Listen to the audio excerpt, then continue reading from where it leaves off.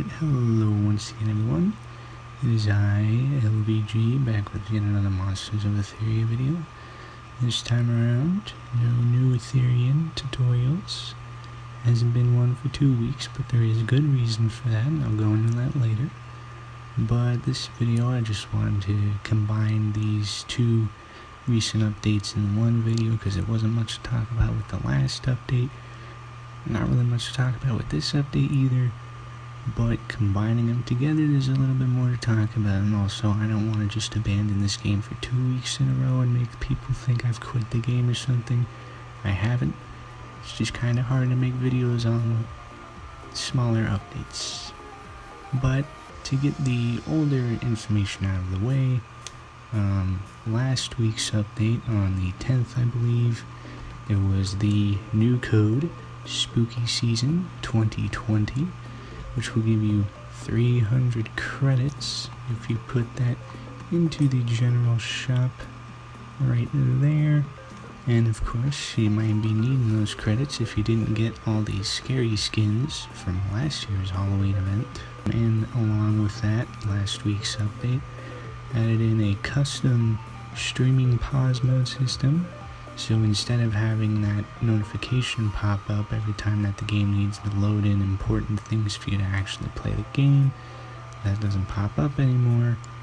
And instead, well, the game just loads that way.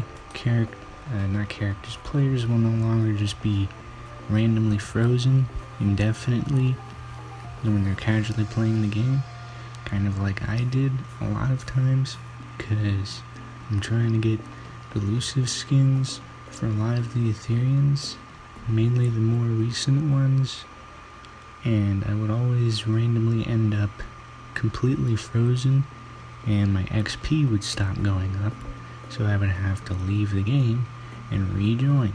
It was honestly a little irritating, but thankfully that has now been fixed with the custom streaming pause mode.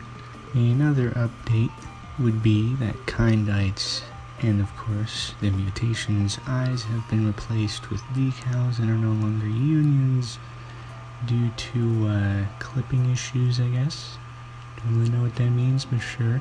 Minnart, they have new swimming animations, but they're not exactly new, but pretty much they just took the normal animations, flipped them around to where it actually looks not confusing while they're swimming, and that's pretty much all they did with Minnart. There's not much to show off, it's just the normal walking and idle animations, and they rotated them a bit when you're under the water. But for the newer update information, they have confirmed that their annual Halloween event will release next Saturday. But of course, that could always change. Things get delayed all the time, even with Monsters of Etheria. So, if they're having trouble getting the update out, then, hey, they can feel free to delay it all they want. So I have no idea what is going on in the game right now. I've been trying to ignore it, but it's really hard to ignore it. Anyways, that is, like they said, part of why the last couple of updates have been smaller than usual, because they're trying to put more focus on getting the Halloween event out as fast as they can. I hope they're not working themselves to death doing that. As well as confirmation on the Halloween event coming out. Mobile players can now move the camera while an attack is selected, so that's a little less annoying. Willow trees in the swamp area can now be burned down, just like pretty much every other tree in the game. And pretty much the focus of this update would be Beehives, which, if you can see that right over there, the little yellow thing hanging off of the tree, that is a beehive. Pretty much you want to use an innate attack, and for a recent example of an innate attack, if you have unlocked Fescarade recently, they come with the move Gust. You can use the move Gust on a beehive. It'll fall down and then you can harvest it, and it'll give you from around either no honey to around 3 honey when harvested. And of course, now that you can actually harvest honey again, The Honey Harvester title can now be unlocked again for anyone that did not get that title before. Another change that happened is perfectly timed.